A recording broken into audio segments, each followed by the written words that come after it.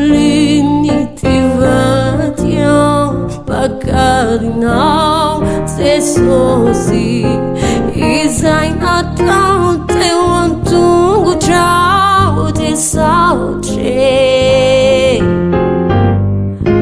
tao ambony no nentiny niatera kilokiny Tompo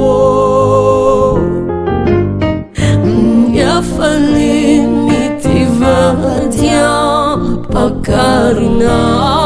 Jesus izay natao teo an-tongotrao de saotre tao ambony no nentiny nitera ny vavahady ny fiainatsy resy azy fangianizy no rotoro reo rafiny ny vavahady ny fiainatsy do resy azy Fatratra ny fandreseny akatrao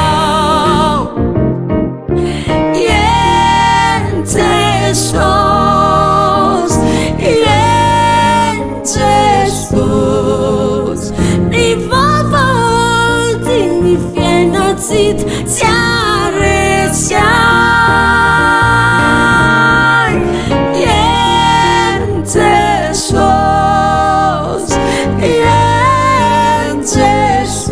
Jesus Fatratra ny fandreseny akatrao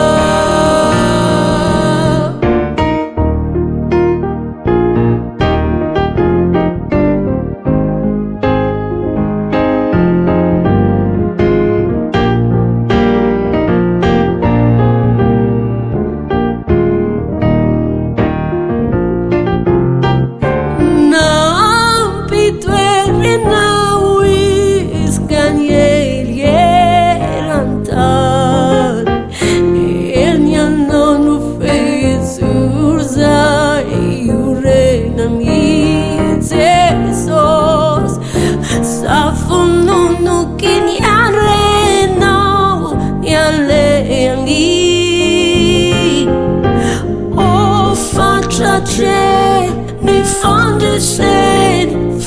akatrao ny vavahady ny fiainatsy resy azy fangianizy no rotoro reo rafiny ny vavahady ny fiainatsy do resy azy Fatratra ny fandreseny akatrao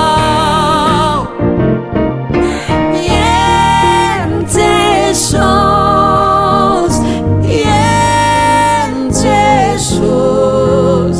ny vavahady ny fiainatsy resy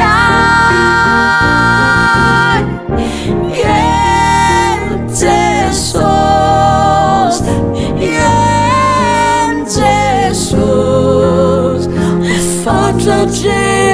ny fandreseny